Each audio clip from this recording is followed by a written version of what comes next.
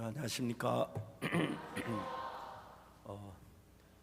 너무너무 음악이 아름답고 그래서 참 음악에 다 취해 있고, 또 제 옆에 목사님들도 입을 딱 벌리고 감격해 한 너무너무 좋았습니다. 여러분 늘 그만 쳐다봤습니다. 여러분 즐겁지요? 오늘은 요한복음 11장에 있는 말씀 읽겠습니다. 사실 아직 11장까지 안 갔는데 건너뛰어 가지고 오늘 지금 마지막 날이라서 요한복음 11장 36절부터 44절 있는 말씀 이야기를 하겠습니다.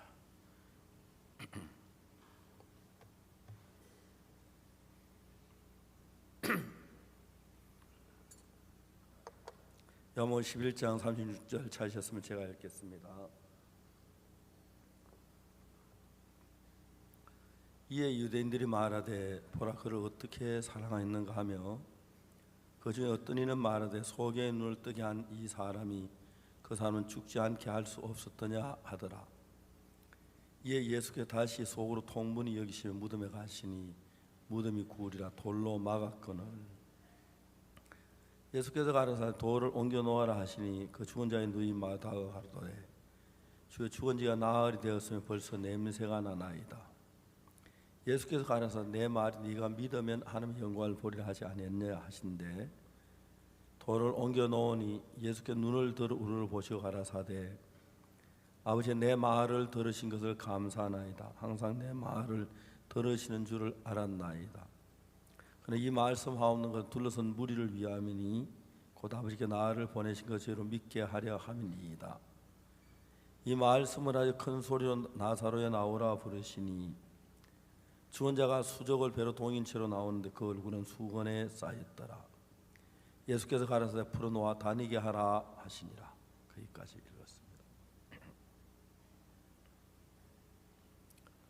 읽었습니다. 강대상에 올라서면 여러 가지 이렇게 아름다고 좋은 일들이 많습니다. 여러분 얼굴을 보니까 너무너무 행복하고 한꺼번에 많은 분들을 만날 수 얼마나 감사한 일인지 모릅니다. 그 중에 이제 한 가지가 뭐냐면은 이제 이 방송하고 저하고 잘 맞아줘야 합니다. 저는 최고로 이제 좋은 방송을 지금 쓰고 있고 제가 어느 나라 가든지 간에 좋은 아주 고급 장비고 최고의 기술자들이 하고 있습니다. 근데 방송하고 잘 안 맞아서 어려울 때가 참 많은데 현재 우리가 일하고 있는 우리 방송 기술자는 아주 고차원의 보기에는 뭐 그렇게 제복도 아니고 그렇지만은 고차원의 방송 이렇게 전문가라서 딱 제 목소리를 들으면 아 방송 소리가 약해서 목사님 힘을 드리는구나 그거 다 알아차리고 너무너무 잘해줘서 감사하고요. 그 다음에 이제 우리 교회는 그런 일이 없지만은 다른 집안에서 집회할 때 사람들이 막 사진을 찍는데 플래시를 켜서 찍는데 저는 나이가 많아서 눈을 굉장히 아끼는 편입니다. 어두운 데 책 안 읽고 조금 더 나빠지면 성경책 읽기 곤란해서 눈을 아끼는데 막 플래시를 가지고 사진을 찍어주면은 막 제가 소름이 끼칠 정도로 겁이 나고 그렇거든요. 근데 보통 사람들은 젊은 사람, 젊은 나이 드신 분들은 플래시가 켜져 있는지 안 모르고 그냥 찍어 제끼는 겁니다.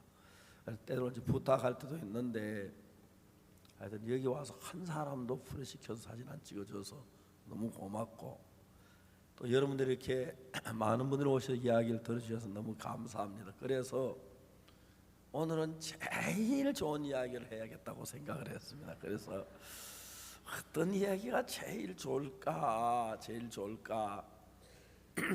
아주 새벽부터 연구하고 살펴서 부지런히 살펴서 정말 여러분 말씀 듣는 여러분들이 이 말씀을 들음으로 말미암아 복이 되고 막 복을 많이 받아서 집에 와서 이제 복이 막 부글부글 끓도록 이렇게 해드리고 싶습니다. 여러분들이 삶이 다 다르신데 멀리서 차를 타고 오시는 분들도 있고 또 집안에 많은 일들이 있는데 모든을 비우고 오신 것 너무 감사해서 잘하려고 이제 새벽부터 준비했지만 잘 될는지 잘 모르겠습니다. 그렇지만 잘한다고 믿고 하겠습니다. 좋지요? 자동차는 보통 이제 아주 보편적인 차는 4기통이라 그러면 4기통 아십니까? 그 이제 피스톤이 4개가 있고 4개의 실린더에서 피스톤이 움직이면서 바퀴가 딱 그 이제 돌 때 그 피스톤이 위로 올라가서 압력을 가장 강했을 때 그때 이제 스파크 플러그에 불이 붙어서 그 혼합계에서 폭발을 합니다. 폭발 팍 밀려가는 힘으로 다시 바퀴가 돌면서 도는데 4개의 피스톤이 1342로 이제 피스톤이 터지는데 그거 아십니까? 1342. 여러분 다 운전할 줄 아는 사람 같아. 이런 것도 기본지. 1342 제일 먼저 터지는 1번이 터지고 두 번째 3번이 터지고 그다음 세 번째 4번이 터지고 그다음 2번이 터지고 그래서 1342라고 말합니다. 이해가십니까? 그거 다 아실 줄 알았는데 잘 모르십니까? 아마 여러분 아마 고급 자동차를 타서 4기통 안 타고 뭐 16기통이나 8기통 그런 차를 타서 잘 모르는 것 같습니다. 이제 그 피스톤이 한 휠에 담겨 있는데 팍 그래 올라갔다가 기름 혼합 가서 압축돼 팍 하고 터지면 팍 밀려 오면서 이렇게 도는 거거든요. 근데 피스톤이 1342 이런 순서로 피스톤이 터지면서 엔진이 돌아가기 시작하고 엔진 돌아가면 그 엔진 돌아가기 이제 그게 이제 프로펠러 샤프트에서 뒷바퀴로 전달돼서 바퀴가 돌아가서 자동차가 가게 되는 겁니다. 저는 제가 제일 처음에 승용차를 샀을 때 막 서울에 간 지 얼마 안 됐었습니다. 그때 승용차가 없었는데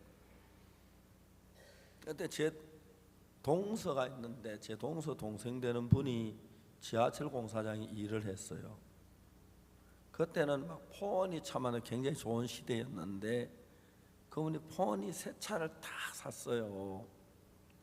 샀는데 한 3개월쯤 됐는데 이분이 지하철 공사장에서 실수해서 오른 발목을 다쳤어요. 그래서 운전면허증이 이제 안 나왔어요. 운전면허증인데 거기 운전 취소돼 가지고 운전할 수 차를 팔려고 내놨는데 그때 이제 우리 아는 사이니까 이제 차를 그때 182만 원인가 그때 그렇게 주고 샀어요. 그때 돈이 182만 원이 없는데 이런 사연들이 많습니다. 우리 김성훈 목사님이 있어요. 집이 전주였는데 근데 김성훈 목사님 어머님이 그때 자궁암이 있었어요. 한양대학병원에 이제 수술하러 왔는데 김성훈 목사님 아버지는 제가 만난 신사 가운데 가장 신사예요. 근데 제 아내가 자궁암이 걸려서 막 울었어요. 울고 병원에 왔는데 병원에서 이제 수술이 잘 되고 치료가 잘 돼가지고 지금까지 김성훈 목사님 어머니 건강하게 잘 사시거든요. 근데 제 아내가 이야기했는데 잘 모르겠는데 김성훈 목사님 어머님이 제가 차가 산다는 이야기를 알고 돈을 180만 원을 주셨어요.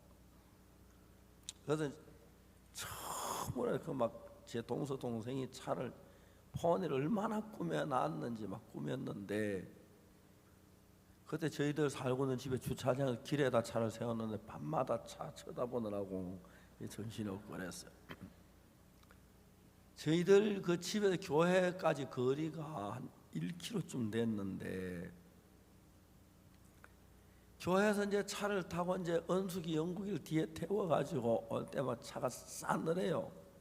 아시겠지만 포네 같은 차는 아주 값이 싸기 때문에 모든 게 싸게 하느라고 자동차 보온이 안 돼요. 그래서 딱 한만 차가 뜨거워도 밖에 세워놓고 한 30분 전에 차가 싸늘하게 식어요. 그걸 타서 그 다음에 르망을 탔는데 르망은 보온이 잘 돼가지고 따뜻한 기가 막 하루 종일 가니까 그렇게 좋더라고요. 그 다음에 이제 소나타를 타니까 소나타 얼마나 넓고 좋은지 제 아내가 차를 타더니 여보 우리가 이렇게 큰 차를 타도 돼? 이제 막 그때 제 아내 그랬어요. 좀 더 생생한데 기억이. 저는 운전을 잘하는 편이 아닌데 생각을 많이 생각으로 하다 보니까 항상 저는 하는 일이 복잡해요. 우리 교회에서 이제 저녁 예배를 마치고 차를 이제 시동을 걸어가지고 집에까지 딱 오면 차가 이제 따뜻해지기 시작해요. 너무 차가 따뜻 내리기 싫어서 어디 가냐면 한 바퀴 돌고 오고 막 그때 그랬어요. 새 차선 너무 재미가 있고 좋았어요. 지금은 뭐 그런 차고 비교도 안 될 만큼 좋은 차 사줘서 강남교회 장로님들이 제 차를 사줬는 아주 좋은 차예요. 얼마나 옵션이 많은지 그걸 다 보려고 하니까 성경 한 권 읽는 건 읽어야 될 것 같아서 책은 아직 안 읽고 그냥 운전만 하는데 운전하는 거에 옵션을 하나도 쓸 줄을 몰라요. 그냥 운전만 해요. 그러니까 그 비싼 옵션을 그냥 놔두고 제가 부자니까 생각하고 그래서 지내고 있습니다. 이제 그 운전이라는 것은 차를 이용해서 내가 달려가는 것인데 처음에 이제 운전을 시작하면 나왔을 때는 차는 굉장히 크고 길은 되게 좁아 보여요. 그 터널 밑에 꼭 지붕에 닿을 것 같아요. 성형은 아주 작은 차인데도 추락이처럼 지나가는데도 저 가겠나 그러는데 이제 점점 운전이 익숙해지면서 길이 좁아지고 길이 참 넓어지고 차가 작아지더라고요. 그러니까 막 차 좁은 사이에 싹싹 이렇게 빠져나갈 수 있고 운전이 서서 익숙하게 됐는데 자동차는 내 몸이 아닙니다. 그래서 거기다 내 몸을 싣고 자동차를 이용해서 100km 달리고 뭐 더 빨리도 달리고 운전하고 아주 편리하지요. 아주 자동차가 그 다음에 저는 최근에 비행기를 많이 타는 편인데 거의 어떨 때는 한 달에 지구 한 바퀴씩 돌아요. 그러니까 2019년에 들어와서 현재 5월 이제 말 6월이 다가오는데 현재까지 지구 3바퀴를 돌았어요. 3바퀴. 요즘 국내에서 이렇게 다니기 때문에 지구를 많이 돌지 않는데 이제 그렇게 되면 비행기에 대해서 상당한 지식을 가지고 있어요. 가만히 앉아 있어도 이 조종사 성미가 급하구나 안 급하구나 그걸 알 수가 있고 또 조종사가 비행기를 섬세하게 조종하는구나 그것도 이제 타고 내릴 때만 아는 거예요. 왜냐하면 비행기가 딱 고도를 잡으면 조종사는 전혀 손을 안 대요. 그 컴퓨터 이렇게 딱 넘기고 컴퓨터 프로그램이 여기서 LA 가는 거 탁탁 연결돼 가지고 가다 이제 밤에 이제 그 비행기가 바람 속도를 재요. 앞바람 속도, 옆바람 속도 그걸 재가 가면서 이렇게 불면 비행기가 옆으로 좀 쓸려가는데 그렇게 다 맞추어서 LA까지 가면 내릴 때 이제 조종사는 타고 내리는 것만 조종을 해요. 이제 서서 계기 보고 우리 비행기 주변에 어떤 비행기가 가는지 모니터 그거 확인하고 그래요. 제가 한 번은 대한항공을 타고 가는데 조종사가 지나가시다가 저를 보고 박 목사님 아니십니까? 전 잘못 예 그런데 누구신가요? 제 목사님 책을 읽었는데 목사님 좀 막 이야기하고 싶습니다. 조종석에 좀 가실 수 없겠습니까? 갔습니다. 대한항공 747 그때 그게 300인지 얼마 잘 모르겠는데 그 앞자리에 조종사 부조종사 자리고 뒤에 예비자석 2개에서 뒤에 제가 타고 비행기에 대한 이야기도 하고 신앙 얘기를 하고 이제 미국 뉴욕까지 같이 간 적이 있었습니다. 그런데 이제 이 비행기는 내 몸이 아닌데 비행기를 내가 내 몸을 싣고 비행기에 타는 것은 실제로 우리가 하는 일은 거의 없어요. 조종사가 하기 때문에. 그러나 승용차는 내 몸이 아닌데 내 몸을 차에다 싣고 내가 운전하기 때문에 운전을 섬세하게 해야 할 필요가 있고 많은 걸 생각해야 할 필요가 있어요.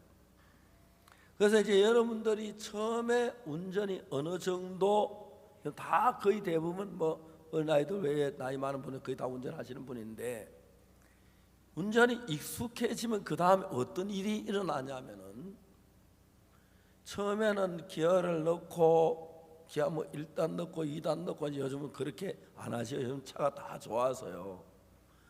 제 차는 자동차 자랑하는 이야기는 아닌데 성능이 좋아서 기어가 9단까지 있어요. 9단까지 있어가지고 지가 척척하게 기어를 바꿔주고 아무리 속도를 높여도 엔진 회전 속도는 별로 높지 않은 기어가 9단까지 있어. 이제 그런 것들이 전부 다 내 몸에 익혀져 가지고 운전을 하는데 어느 정도 익숙하면은 우리가 머리가 지시하는 게 아니고 자동적으로 자기도 모르는 사이에 자기가 기어를 넣고 기어를 바꾸고 브레이크를 바꾸고 브레이크를 밟고 그런 일들을 해요. 제 차는 제가 한참 운전을 밤에 혼자 운전하고 오는데 차가 불이 딱 오더니 커피잔이 딱 앞에 그려져. 이거 뭐야 하고 앞에서 당신 너무 피곤합니다. 쉬어 가셔야 합니다 하고 지시를 해요.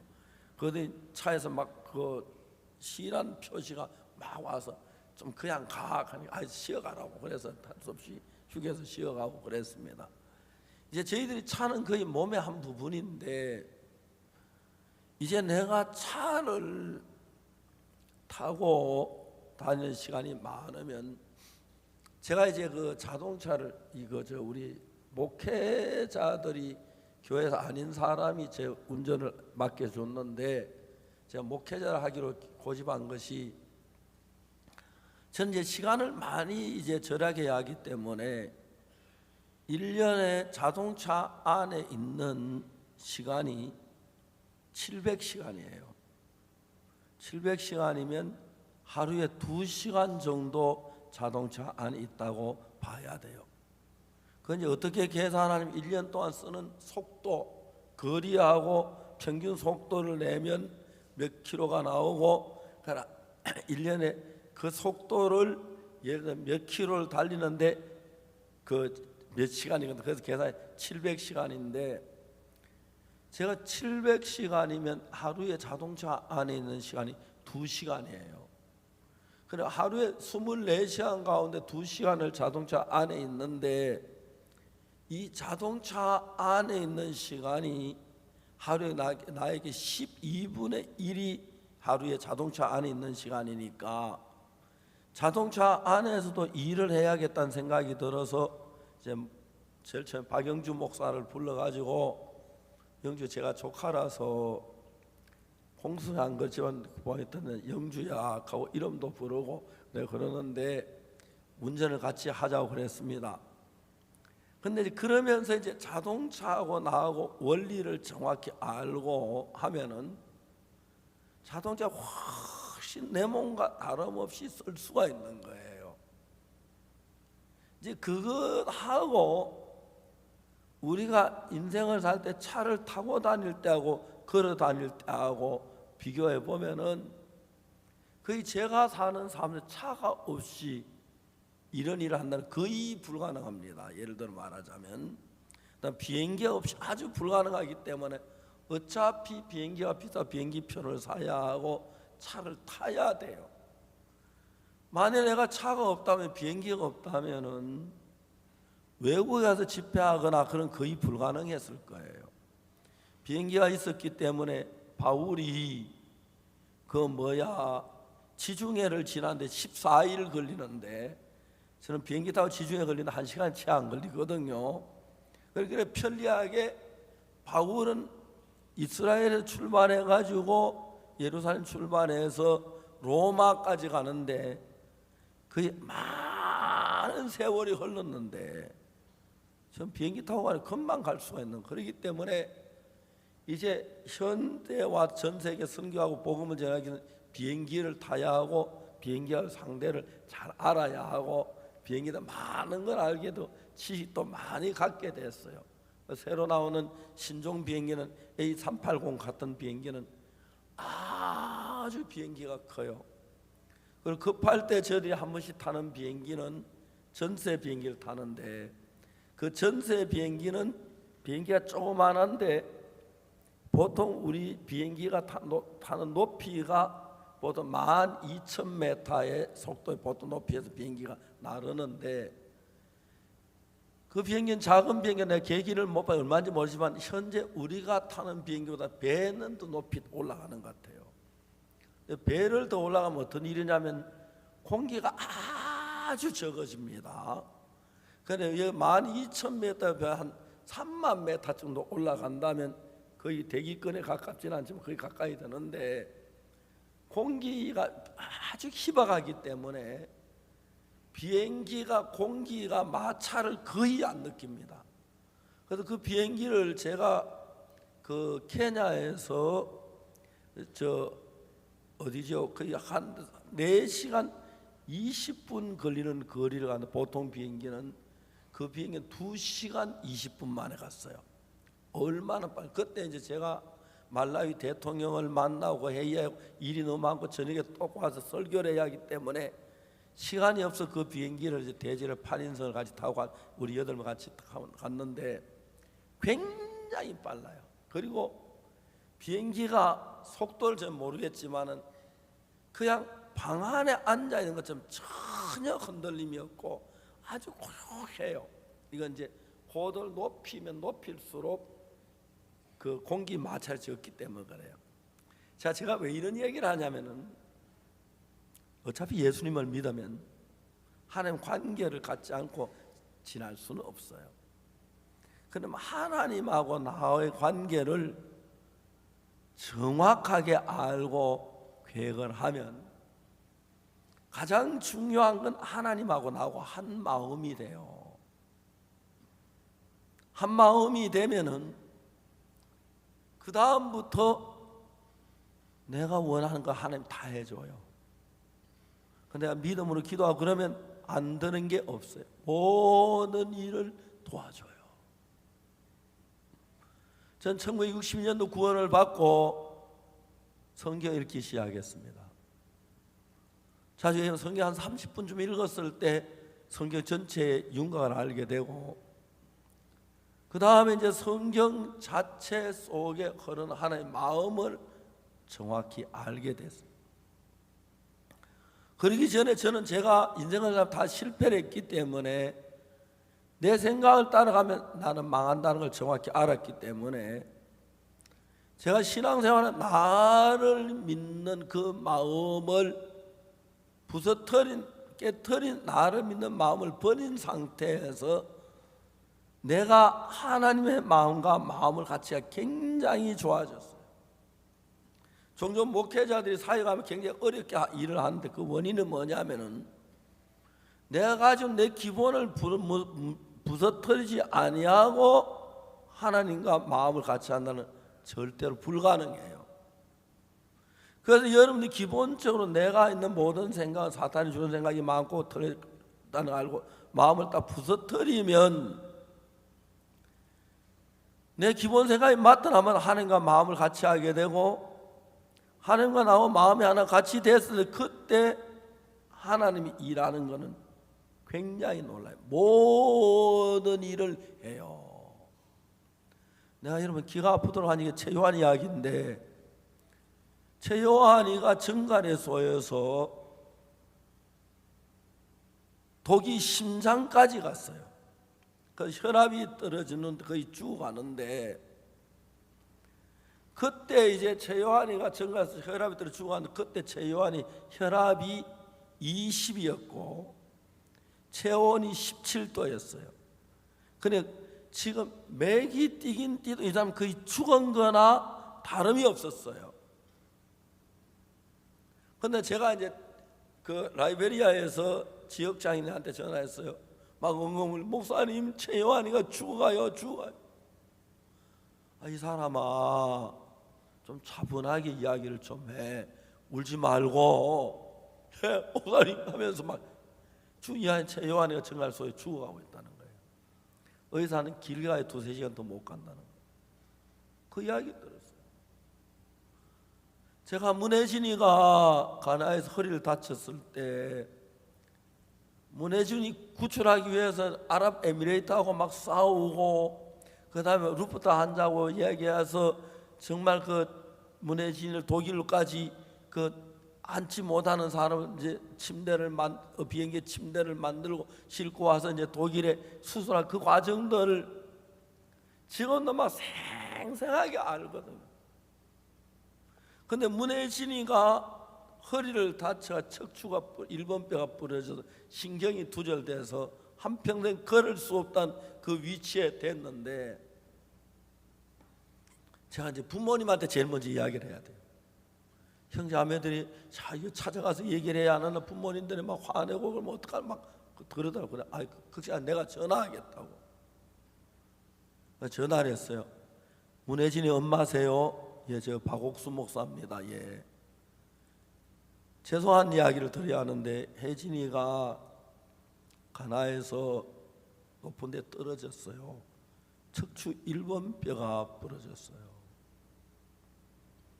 빨리 한국으로 태워가 올라오는데 가나에서 한국에 제일 빨리 오는 비행기가 아랍에미레이트 항공사인데 비행기에서는 안 태워주려고 그래요.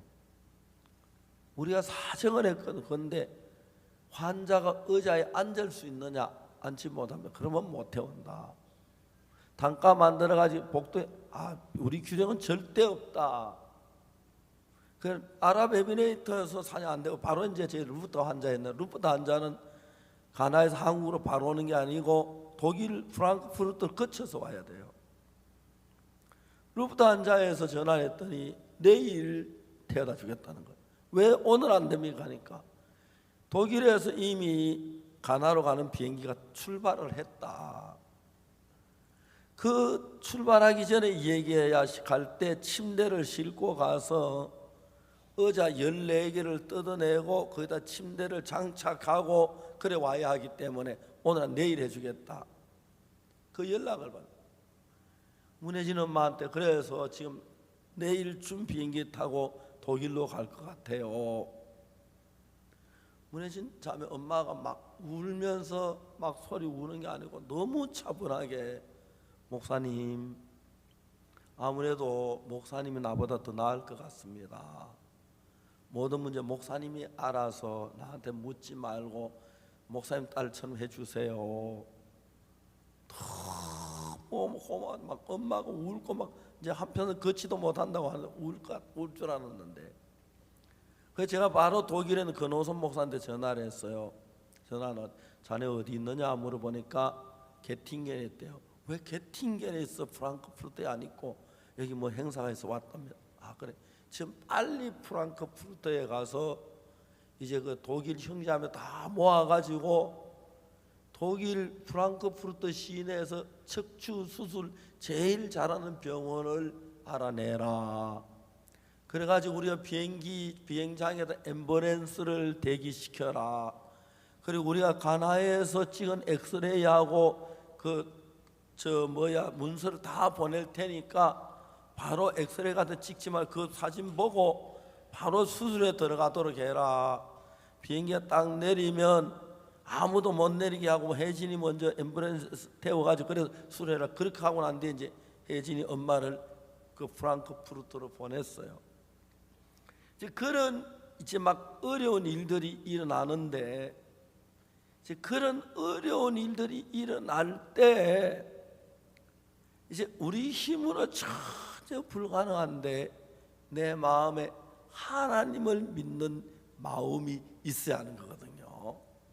그 뭐냐면 내가 어떤 막 급히 내가 뭐 대전에서 서울로 올라간다든지 안 그러면 이럴 때 요즘은 KTX나 아니면 저 뭐 고속버스나 뭐 택시가 차가 좋지만 차가 빨리 있어야 타고 가듯이 이제 그런 게 필요한데, 저들이 그 어려울 때마다 하나님의 손길이 필요할 때가 있어요. 근데 이제 거기서 그 손길이 이제 필요할 때 하나님 우리를 도와주시고 기도를 드려요. 그런 건 그 과정은 다 해요.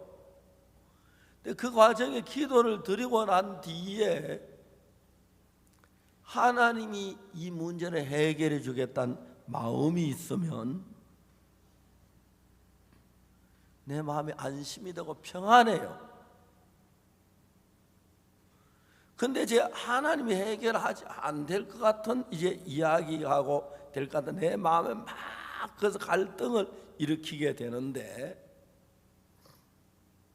그때 이제 사탄은 있는 힘을 다해서 내 마음에 소리를 질러요. 될 게 따로 있어. 이건 안 돼. 웃기지 마. 이제 생사람 잡아. 차라리 이렇게 안 하는 게 좋고 정상적으로 하는 게 좋아. 그 이야기를 해요. 근데 그때 이제 하나님을 믿는 믿음이 있고 없는 차에 따라서 이제 하나님의 말씀에는 그렇게 된다고 이야기를 하는데, 사탄은 계속 안 될 것 같이 이야기하는 거예요. 우리 교회에 어떤 자매가 왔어요. 그 자매는 이제 장사를 하는데, 외국에서 물건을 사다가 장사를 하는데, 이 자매가 몇 분이나 이제 그 세금을 다 안 내고 누락시켜 보고하고 그 다 걸렸어요. 세관에 걸려가지고 어려운 문제가 생겼는데,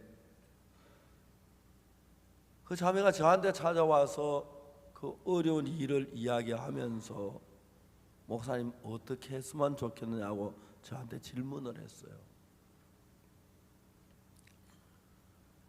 그때 나라도 세금을 좀 누락하고 잘안 들리키게 잘하라고 그렇게 얘기하고 싶어 일어나려고 하는데, 제가 목사고 하나님을 믿는 사람이니까 내 생각을 이야기해서 안 되는 거예요.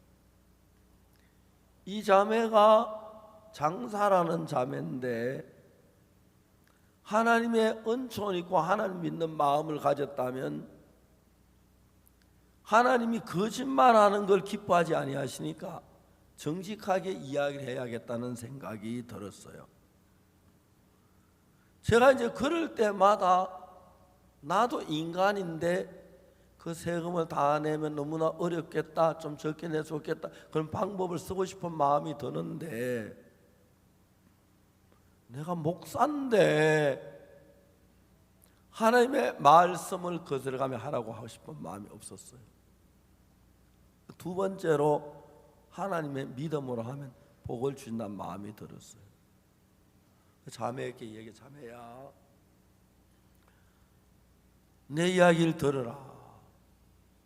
하나님이 자매를 축복해 줄 수도 있고 안 해줄 수도 있는데, 네가 하나님을 믿는다면 인간의 방법을 하나님만 의지해라. 솔직하게 지금까지 있던 모든 걸 그대로 이야기를 해라.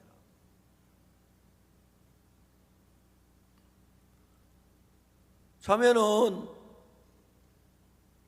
저를 목사로 믿어요. 그대로 했어요. 단 아무도 그렇게 하는 사람이 없는데.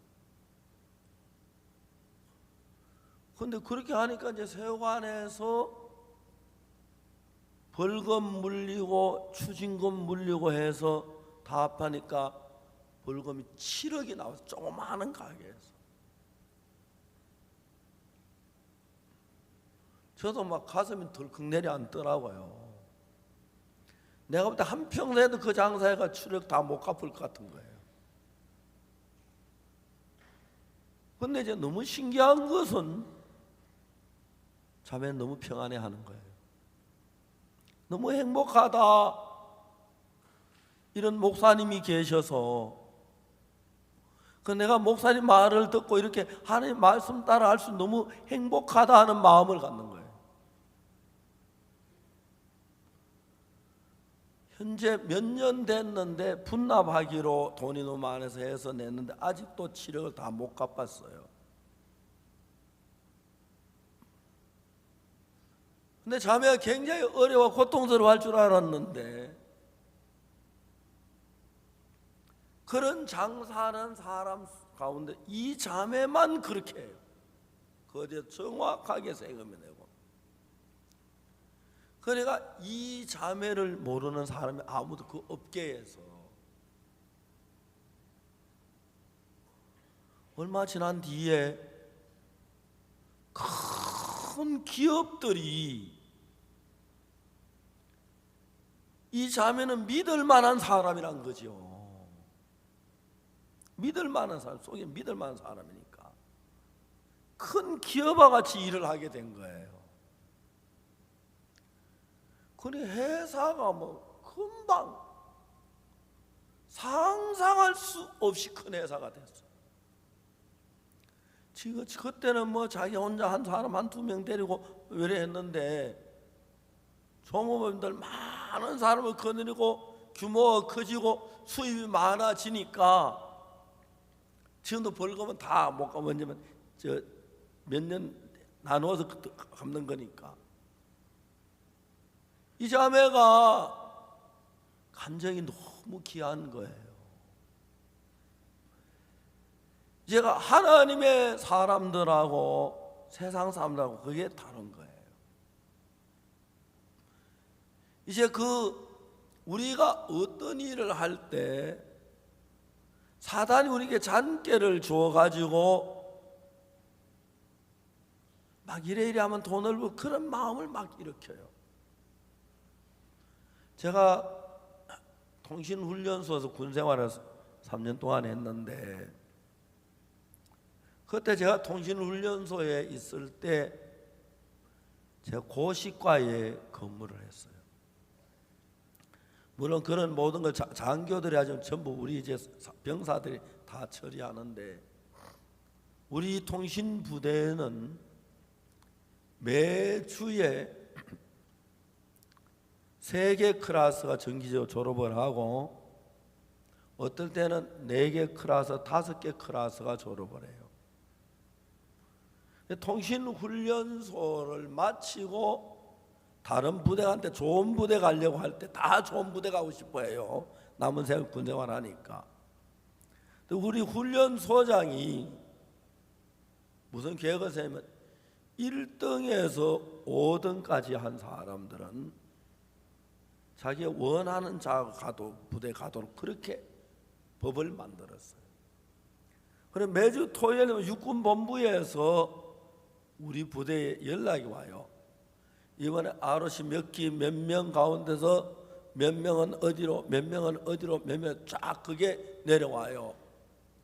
거기서 이제 제일 좋은 걸 찾아갈 수 자기 1등 5등까지 하면 될 수가 있는 거예요. 그래서 5개 클래스에 졸업하면 매주 25명을 좋은 데로 보낼 수 있는 부정한 방법이 제게 있어요. 제가 꼴찌를 1등 만드는 건 하도 어렵잖아요. 채점한 데 지우개를 지워가지고 연필로 고쳐서 1등 만들고 빨간 잉크에 물펜 찍어가지고 1등을 만들어가지고 올리기만 하면 되는데 부대에 교육생들이 그걸 다 알아요. 그래서 한번 저한테 개인적으로 와서 도와달라고 1등 만들어 달라고 그런 사람들이 많아요.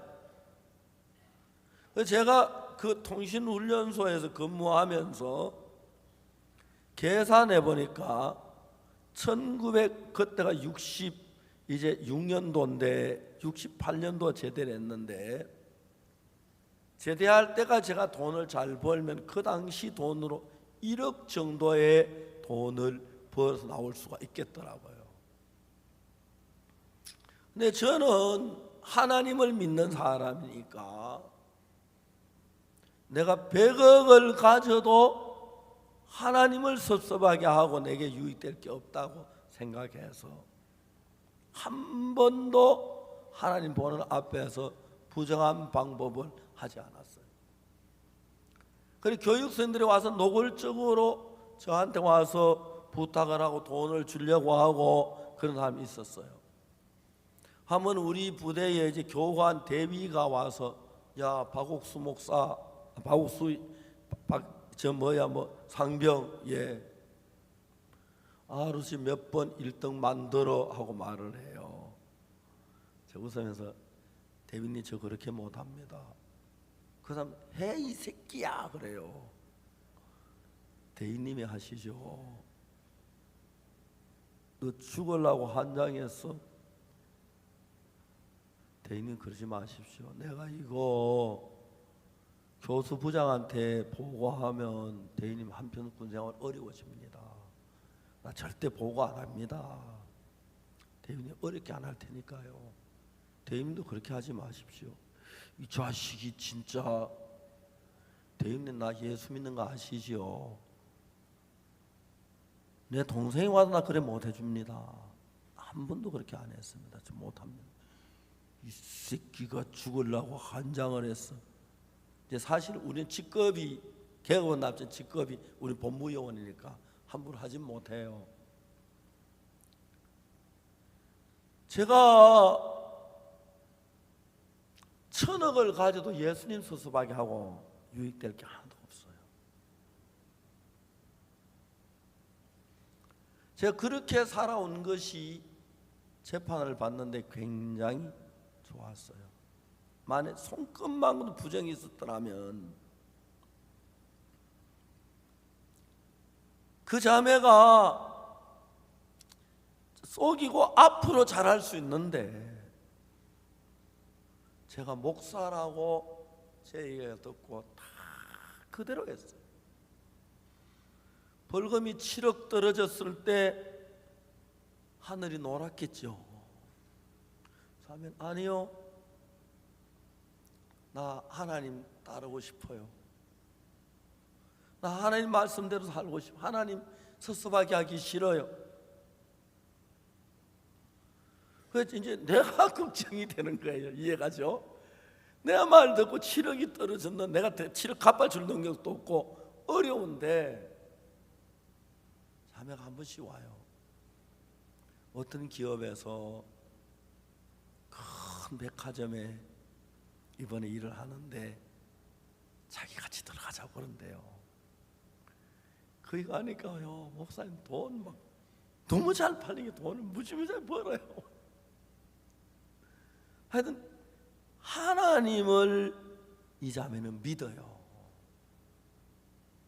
그리고 하나님이 지금은 자기가 상상할 수 없는 큰 기업을 만들었어요. 교회 안에서 형제 자매들이 하나님을 정확하게 믿어가면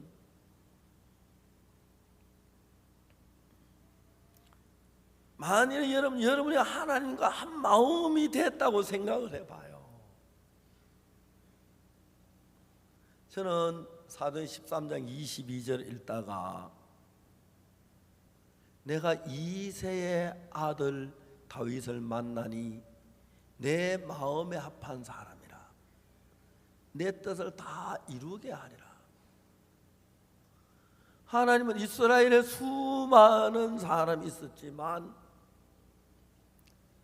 하나님하고 마음이 하나 된 사람은 이새 아들 다윗밖에 없었어요. 다윗은 양치기였어요. 하나님이 다윗을 세워서 왕이 되게 하고 40년 동안 이스라엘 나라를 부흥하게 하고 하나님이 기한 일을 정말 유명한 왕이 됐어요. 그러면 내가 하나님의 뜻이 아닌 줄 알면서 고의적으로 알면서도 내게 유익을 위해서 하나님을 거스리거나 거짓말하거나 잘못한 사람이 참 많아요. 바보 중에 바보예요. 만일에 여러분이 오늘 아침 누군지 불문하고 1차적으로 예수님 믿는 믿음으로 죄 사함을 받아요. 그럼 여러분은 하나님과 한 마음이 돼요.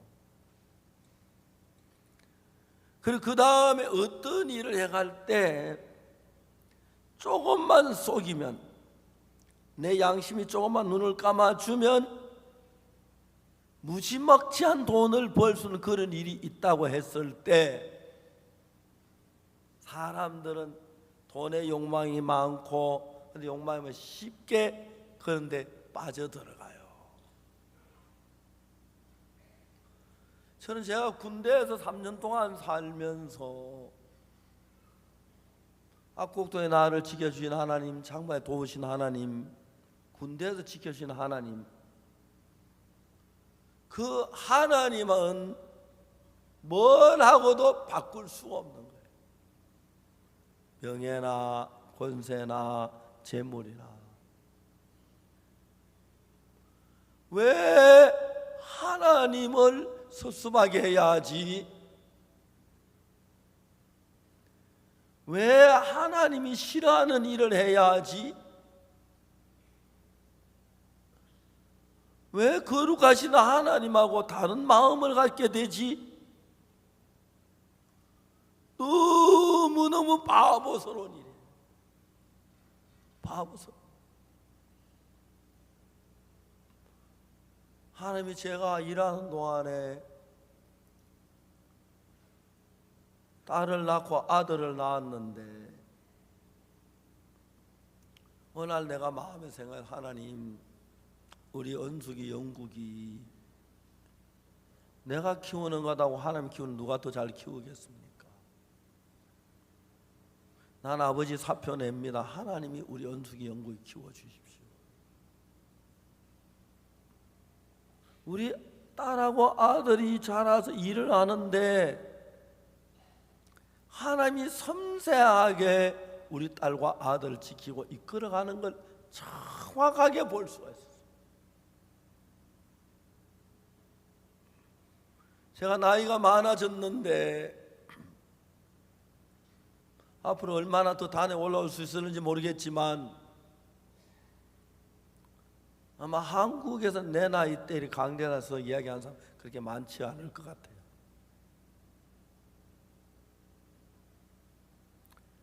하나님이 하게 하시면 어떤 사람이 피난하면서 박옥수 목사 자기 아들을 후계자로 세우려고 한다고 그런 뒷소리를 하는 사람들이 많아요. 제가 한 번도 그런 생각을 한 적이 없어요. 내 아들이 훌륭한 일을 해서 하나님으로 되어져야지, 후계자의 자격이 없는 내가 인간적인 방법으로 아들을 후계자 세웠다면 내 아들은 반드시 망하는데, 내가 미쳤다고 그런 일을 해요? 말도 아니니. 명성교회 문제 우리가 볼 때 참 가슴 아픈 게, 내가 아버지 같으면 야, 꼭 명성교회 가야 딴 교회 가도 되는데 왜 교회 다 묻는데 이렇게 소란 부르고 그러냐? 아, 죄송합니다 여러분, 지금 나 나가겠습니다, 딴 교회 가겠습니다. 얼마든지 할 수 있는데 그 욕망 하나를 버리지 못해서 교회가 혼란하고 싸움을 하고 또 이해가 안 가는 거예요. 제가 그래 교회 가면 산산조각이 나고 싸움하고 그래가지고 받는 피해가 얼마나 큰데, 목사가 진짜 교회를 사랑한다면 아, 내 물러가면 되겠습니까? 예, 그러지요. 우리 화목합시다. 죄송합니다. 다른 게 서로라 그럴 거예요 아마. 그런 목사님이라면 사람들이 전혀 생각 없이 그 눈앞에 이익만 따지는데 사탄에 쏟고 있는 거예요. 우리가 믿는 하나님은 살아계신 하나님이기 때문에 잘나지 않아도, 똑똑하지 않아도, 공부 많이 안 해도, 인물 못생겼어도 정말 여러분이 하나님을 믿으면 내가 무슨 짓을 하는 것보다 하나님 나를 돕는 게 크다는 걸 알고 하나님을 기뻐하시게 하면 하나님 모든 것에 여러분에게 은혜와 축복을 다하실 겁니다. 그 돈 그 몇 푼 그게 세상 사람들은 돈이 전부입니다. 여러분 우리에게는 더 크신 하나님이 계십니다. 그 하나님은 돈으로 할 수 없는 일 얼마든지 하십니다. 그리고 그 하나님은 저와 같이 계셔서 제가 어려울 때 어떤 때도 저를 지키시고 도우시고 돌보는 걸 볼 수가 있었습니다. 근데 여러분들이 자주 사탄의 유혹을 받아서 이번에 한번 이렇게 하면 이러면 돈을 벌겠고 그때 유혹을 받는 거예요. 얼마나 어리석은 것인지 몰라요. 만일에 여러분이 예수님의 피로 죄 사함을 받았으면 여러분 이 우주의 지극히 적은 숫자 가운데 하나님 사랑받는 아들이 되는 겁니다. 알겠습니까? 하나님 아들이 5명 있는데 첫째 아들은 세상에 돈의 욕망을 많이 가지고 명예욕을 가지고 둘째는 그런 셋째 그런데 마지막 막내 아들 하나가 하나님만 위하고 하나님을 사랑한다고 하면 하나님은 이 막내에게 제일 못난 아들에게 잘난 아들보다 더 좋은 복을 주시겠습니까? 안 주시겠습니까? 주십니다. 주십니다.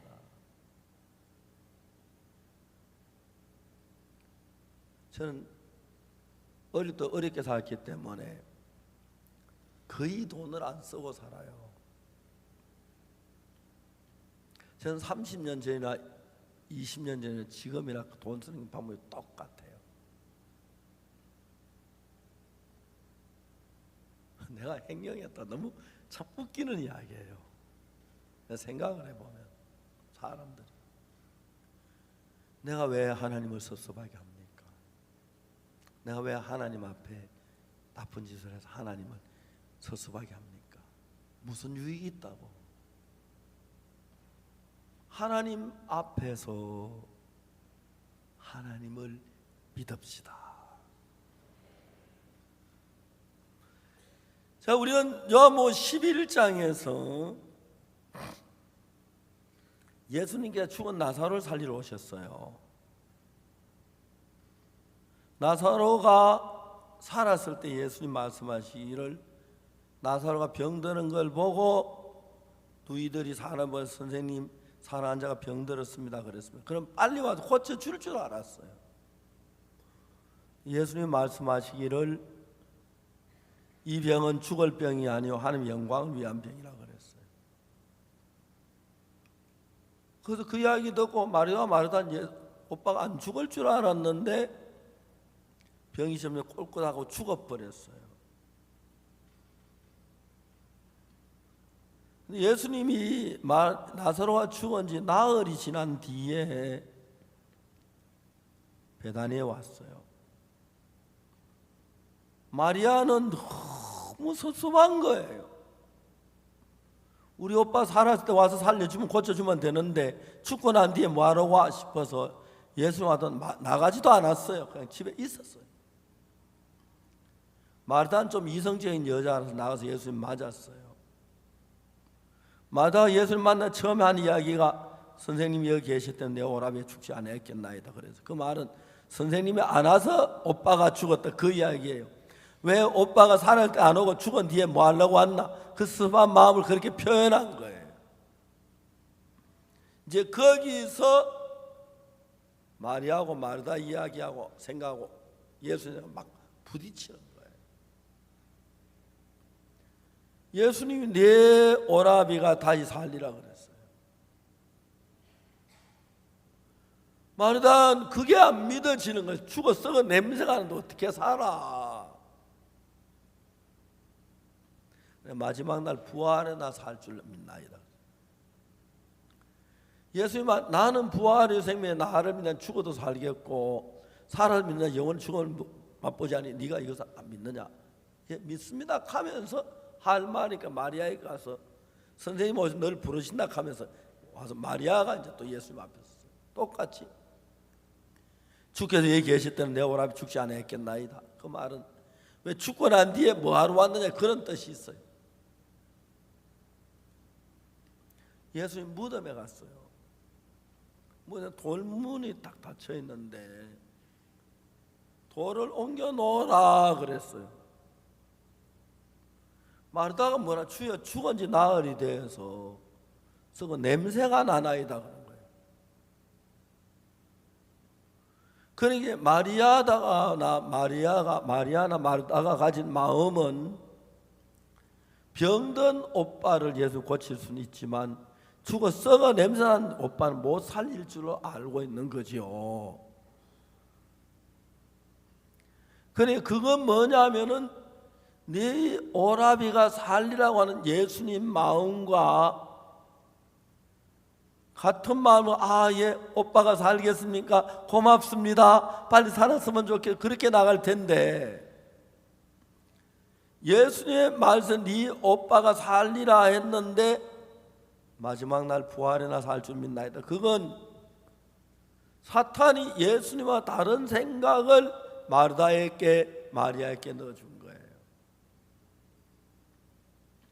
그래서 여러분이 딴 건 다 몰라도 내가 생각하는 이 생각 예수님의 마음과 같은가 다른가 그걸 봐서 예수님의 마음하고 다를 때는 그걸 버리고 예수님의 마음을 받아들이는 것을 말하는 것입니다. 만약에 여러분이 지금까지 어떻게 살았다 여러분 마음대로 살았을지 몰라도 예수님을 믿는 사람이라면 예수님과 같은 마음을 가지고 예수 믿는 믿음으로 길을 걸어가는 겁니다.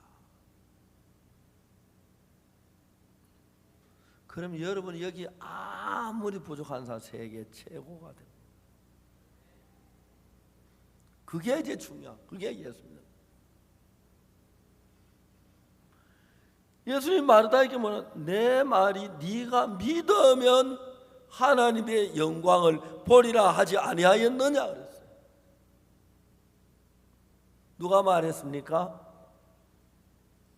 누가 말했어요? 예수님 누구에게? 마리아 마르다에게 그랬죠? 내가 믿으면 하나님의 영광을 보리라 하지 아니하였느냐. 자, 거기서 우리가 왜 그렇게 못하느냐 하면은 사탄은 그러면 안 될 것 같고 망할 것 같고 더 좋은 방법 자기 방법 쓰라고 가르쳐줘요. 그래서 많은 사람이 사탄의 방법 갖다가 신앙도 파괴되고 삶도 파괴 다 문제가 일어나요. 그럼 만일에 여러분이 예수님을 믿을 때 예수 내 죄를 사하신 것만 믿지 말고 내가 다친 모든 문제에 주님은 나와 같이 계시고 이를 돕고 계시며 나를 버리지 않은 은혜를 베푸신다는 그 마음을 갖는 것입니다. 그래서 여러분 그 마음을 가지고 예수님을 섬기면 놀라운 일들이 납니다. 최요한이가 제가 아팠을 때 죽어갈 때 남경영 목사가 죽어갈 때 김충환이가 죽어갈 때 김윤옥 자매가 암에 그 참 어려움 속에 있을 때 나 박옥수 목사는 아무것도 아니지만 내가 예수님께 기도하고 믿으면 예수님이 일하신다는 그 마음이 있었습니다. 그리고 최요한이 같은 경우에는 최수연이 이런 경우에 거의 기적적으로 그 사람들이 살아난 겁니다. 그런 경우가 많이 있습니다.